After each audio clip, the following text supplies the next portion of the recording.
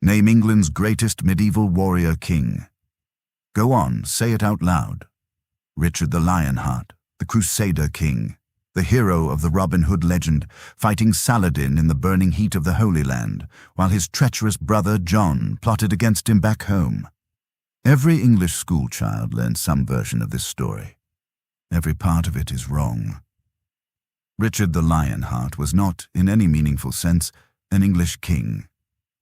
He almost certainly didn't speak the language, and there's no evidence he ever tried to learn it. Of his 10 years on the English throne, he spent roughly 6 months actually in the country.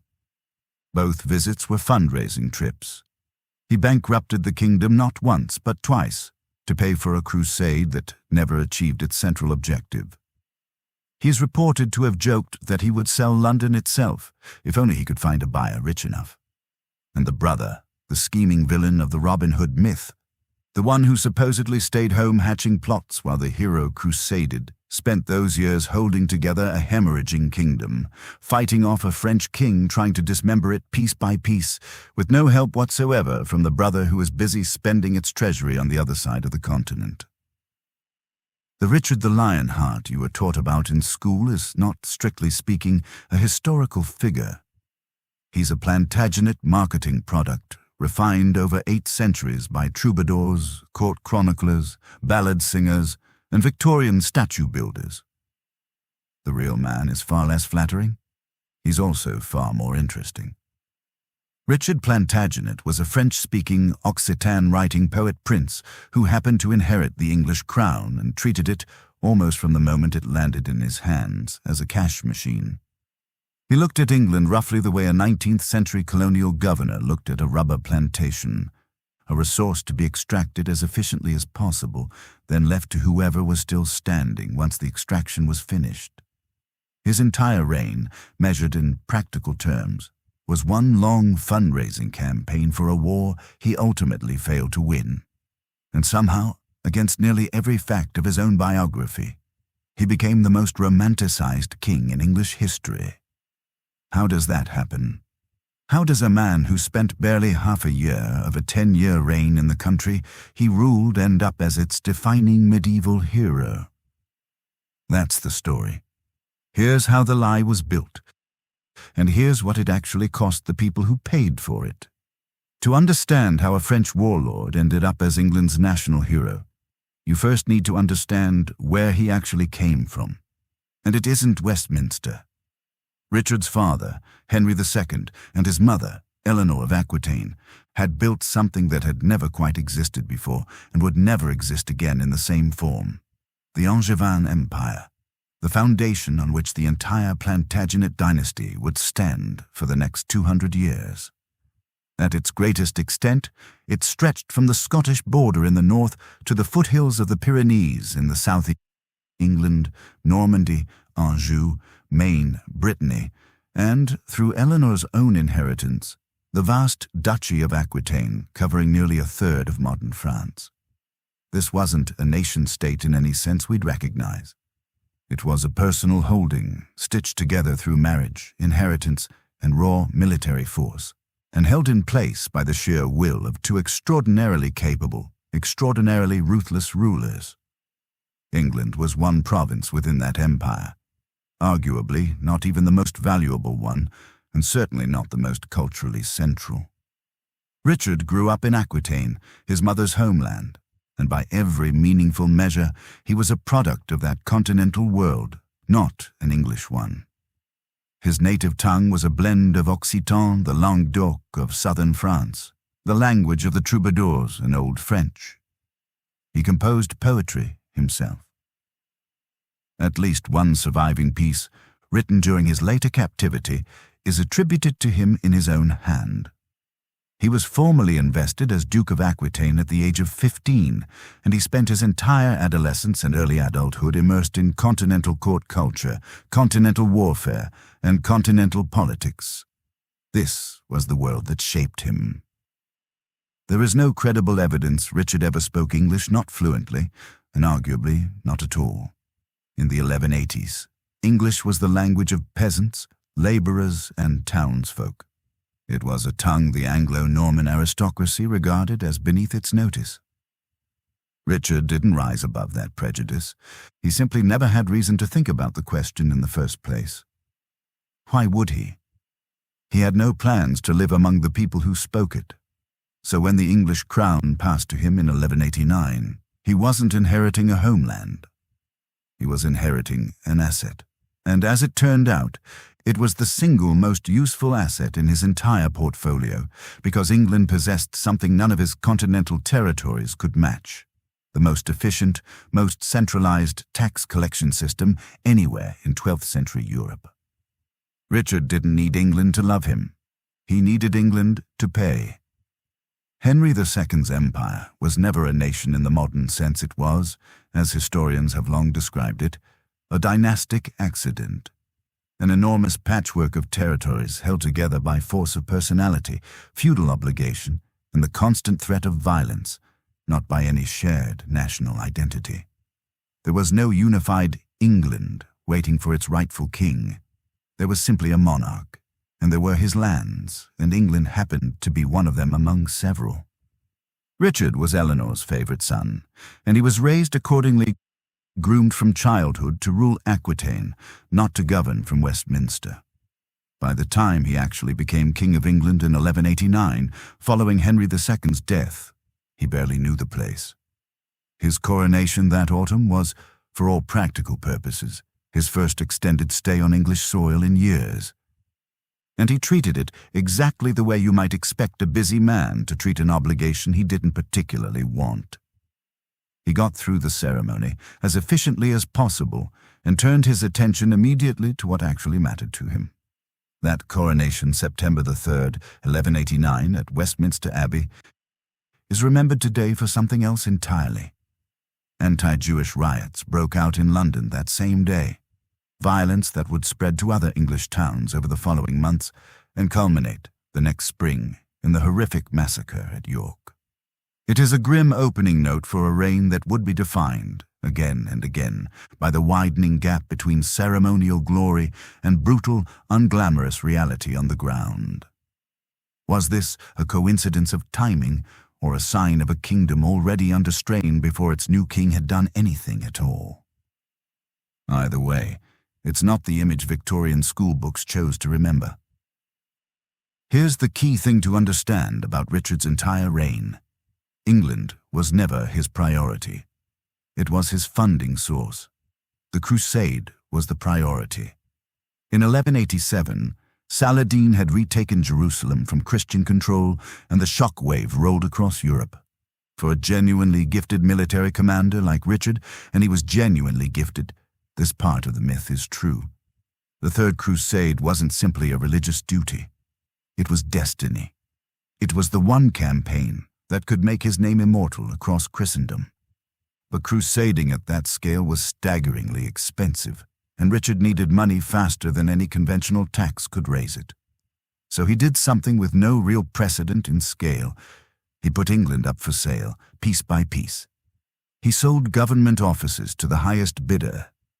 He sold sheriffdom's entire county administrations to whoever could pay.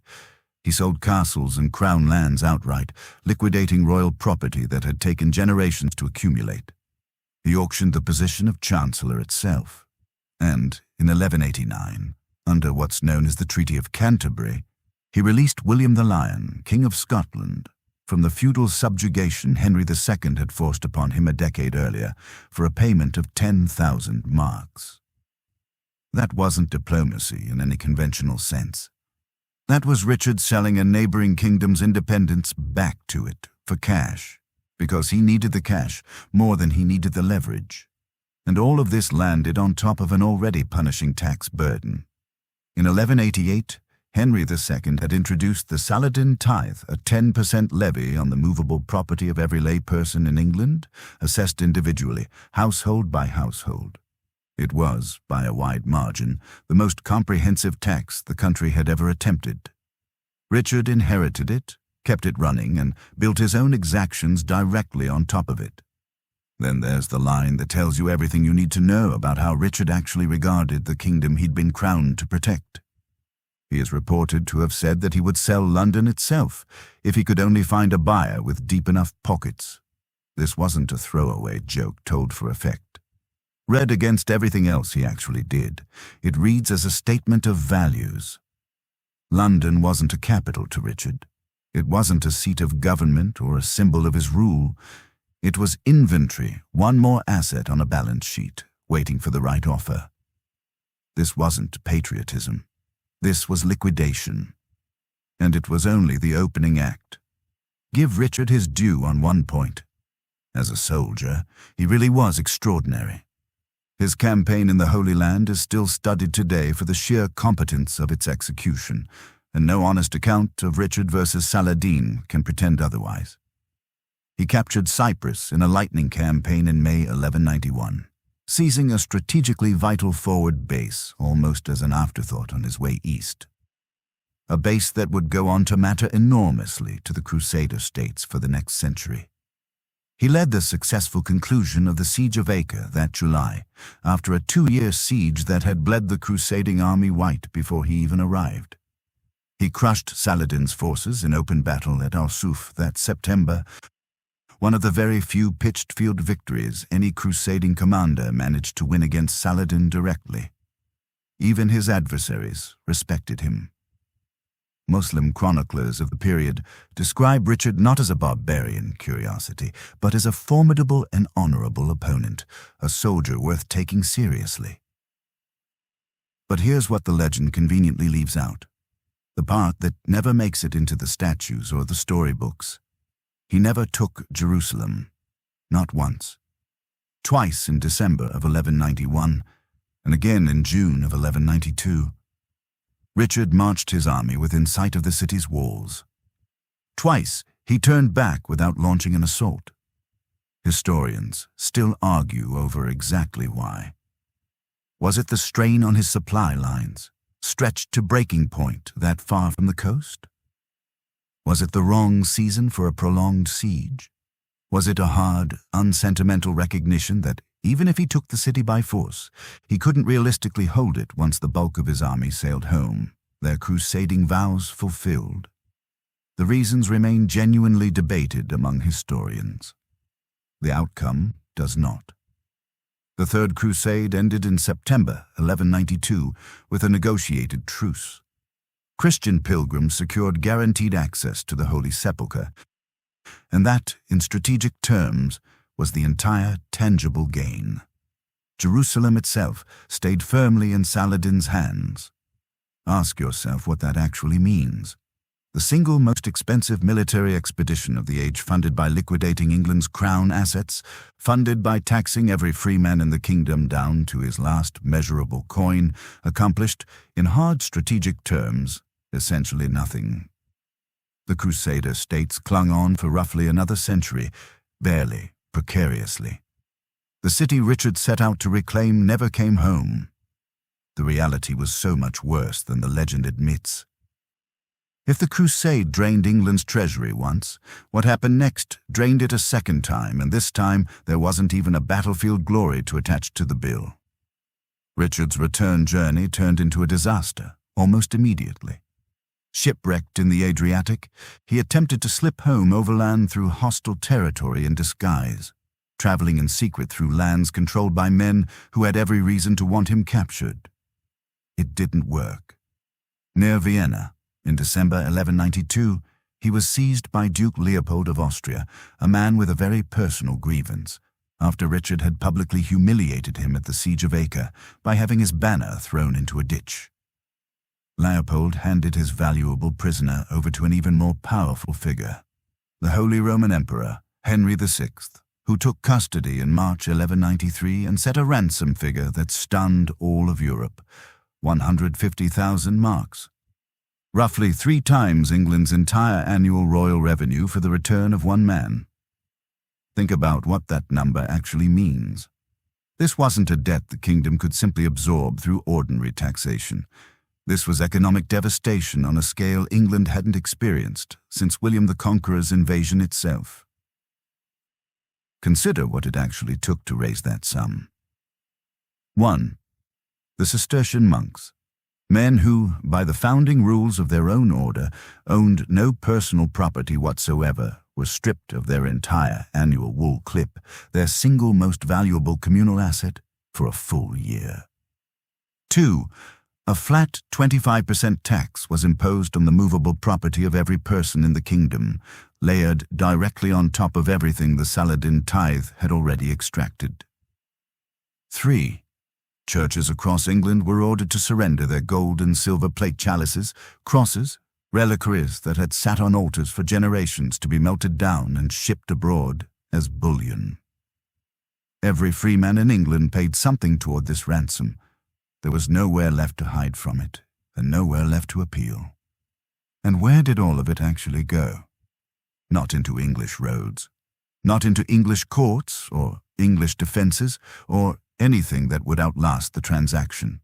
It went abroad, every coin, every melted-down chalice, every sack of Cistercian wool to ransom a king who had already spent virtually his entire reign somewhere other than England. Richard was finally released in February 1194, freed by money extracted from a population he had barely met in order to return, briefly, to a kingdom he had already all but abandoned twice over. Ask yourself, how many medieval kings bankrupted their own country twice for two entirely different reasons within the space of 5 years? This is the Lionheart ransom the legend rarely dwells on because it doesn't flatter the hero at all. While all of this was unfolding, the crusade, the shipwreck, the long captivity, someone had to actually run the country in Richard's absence. That someone was John. The Robin Hood legend remembers John as a cartoonish tyrant plotting endlessly against his heroic, absent brother. The historical record tells a considerably more complicated story. John, left holding an empire under genuine financial and military siege, turned out to be a surprisingly capable administrator. He kept the machinery of Angevin government functioning through what amounted to a sustained state of emergency. He fought with real, tangible success to hold off Philip II of France, who saw his rival's absence and captivity as the perfect opportunity to start peeling territory away from the edges of the Angevin Empire, piece by piece. Was John ruthless in the process? Absolutely. He moved against rivals. He seized castles that weren't strictly his to seize. He made enemies who would remember his methods for years afterward. But he was doing all of this in a vacuum of royal authority, propping up a kingdom whose actual anointed king viewed it primarily as a funding mechanism for a war on another continent. When Richard finally returned to England in 1194, freed at last from his imperial captivity, John had even attempted, during the crisis, to seize the throne outright for himself, and Richard forgave him anyway. Why would he do that? Because Richard recognized, correctly, that John had held the Angevin state together about as well as anyone reasonably could have, under conditions Richard himself had directly created through years of absenteeism and extraction. John was confirmed as heir. The brothers reconciled. It's a detail the Robin Hood legend has no use for at all, because it complicates the villain far too much. The truth is that the villainy of Prince John, as popular culture understands it, is largely a retrospective invention, one that owes far more to later political needs than to anything John actually did while Richard was away. Richard's second and final visit to England lasted roughly 2 months, from March to May of 1194. Then he left, and he never came back, not once for the rest of his life. Add it all up across a full decade as England's crowned king, and Richard spent something like 6 months of his reign actually within the country's borders. The final 5 years of his life, from 1194 until 1199, were spent almost entirely on campaign in France, locked in an ongoing war with Philip II for control of the Angevin territories on the continent. It's here in Normandy, not England, that Richard left his single, most genuinely impressive non-military legacy. Château Gaillard, constructed at Les Andelys between 1196 and 1198, a revolutionary, concentric fortress design that represented the absolute cutting edge of European military architecture at the time. Richard built his masterpiece for Normandy. England, by contrast, got the tax bill and none of the monument.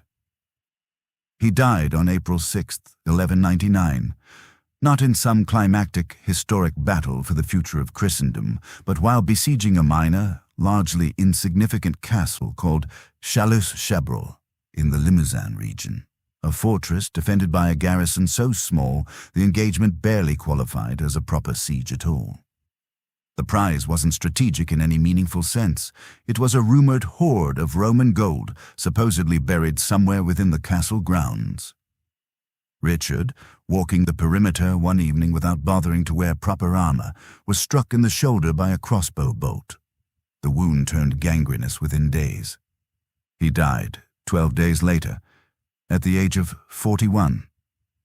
There is one genuinely humane moment at the very end of the story, and it's worth sitting with. On his deathbed, Richard forgave the young defender who had shot him a boy named Pierre Basile, and personally ordered his release. It's the closest thing to grace anywhere in this entire narrative, and even that single act of mercy was betrayed almost immediately. After Richard died, his mercenary captain Mercadier ignored the king's dying order outright, had Basile flayed alive, and then hanged. Even Richard's final act of forgiveness didn't survive contact with the world he'd built around himself. His body, in the end, tells you everything you need to know about where his real loyalties actually lay.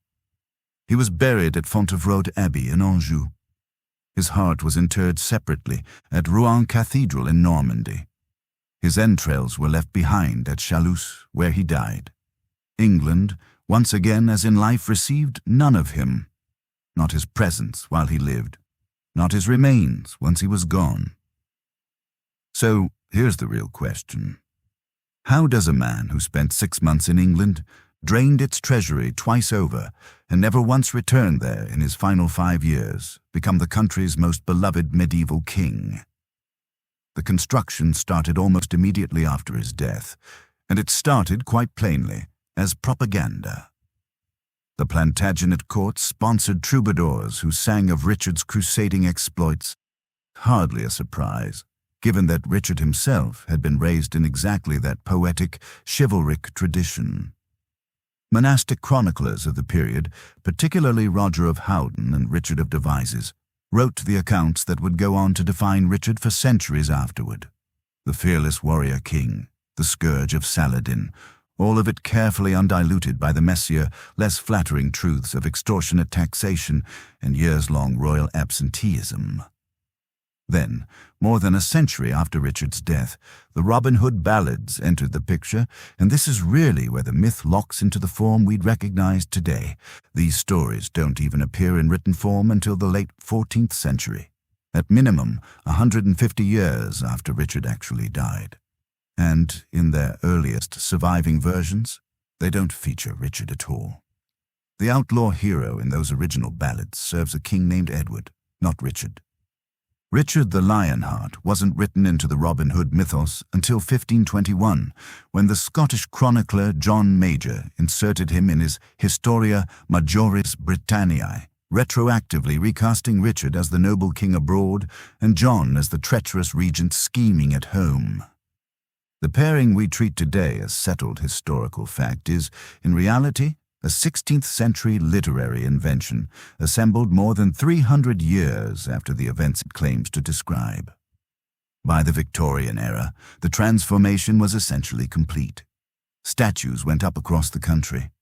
School history books cemented the image for generations of children. Richard Coeur de Lion became the very embodiment of English chivalric virtue, a French-speaking absentee landlord, fully repackaged as the nation's ideal medieval king. What does it say about how nations build their heroes? That the process took 800 years and required rewriting the man from the ground up. So here's a question worth sitting with for a moment. What if Richard had actually governed England, rather than simply extracting from it? What if, instead of liquidating crown assets to fund an overseas crusade, he had invested that same energy and that same money into English institutions instead? What if the revenue from the Saladin Tithe and the staggering sum eventually raised for his own ransom had gone into infrastructure, legal reform, and the machinery of stable government, rather than into ships, mercenaries, and a fee paid to free the very king who had spent it all in the first place. What if John had inherited a solvent kingdom with strong, stable institutions, instead of an empire already hollowed out by more than a decade of continuous extraction? The knock-on effects are difficult to overstate. John's reign is remembered, fairly or not, for a string of catastrophes. The loss of Normandy in 1204, the deep alienation of the English baronage, the forced signing of Magna Carta in 1215 under direct threat of civil war. But John didn't conjure the conditions that produced those disasters out of nothing.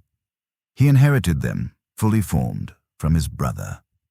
A kingdom bled dry by 2 successive financial emergencies. A baronial class already deeply resentful after a decade of extraordinary, repeated taxation. An administrative and military apparatus stretched to its absolute limits. Defending territory Richard had spent 5 years fighting over without him. That was Richard's inheritance to John, not John's own creation. Was John a flawed king? By almost any honest reading of the record, yes. But he was also, quite plainly, set up to fail by the very brother who came before him and whose legend would go on to eclipse him completely. There's a reason this particular myth has proven so durable across 8 centuries. And it isn't really about Richard as an individual at all. It's about what nations need from their own history. Every country wants a warrior king somewhere at the center of its national story, a figure of unambiguous martial glory, standing untouchable at the heart of the national myth. England got exactly that. It simply never got the part where that same figure actually governed well, or governed much, or in any sustained sense, governed at all. The Lionheart legend is, in the end, a case study in how popular memory actually works and in how the reputations of medieval English kings get assembled long after the men themselves are gone. It selects for glory over governance, for crusade over competence, for legend over ledger, every single time given the choice. Richard was, by most available measures, a genuinely brilliant soldier that much of the legend holds up under scrutiny. He was also, by nearly every practical measure historians can point to, a catastrophic king, judged purely on the outcomes he left behind. History remembered the soldier. England paid, quite literally, for the king. So let's put the whole inversion side by side, one final time. The hero of the Robin Hood legend, the crusading king, every English schoolchild is still taught to admire without question, was a French-speaking Occitan writing absentee monarch who spent perhaps 6 months of a 10-year reign inside the country he supposedly ruled, and who bankrupted that country not once but twice. First for a crusade that never retook Jerusalem, and then a second time simply to ransom himself out of a foreign prison he'd landed in while trying to sneak home in disguise. And the so-called villain of that same legend, the brother who stayed behind, held a collapsing kingdom together, fought off a foreign invasion, and has been branded a schemer in popular memory for the better part of 500 years, was doing the actual, unglamorous work of governing, the entire time his brother was doing everything else. Does military glory excuse catastrophic governance? Or is Richard the Lionheart the most overrated king in English history? Let me know what you think in the comments.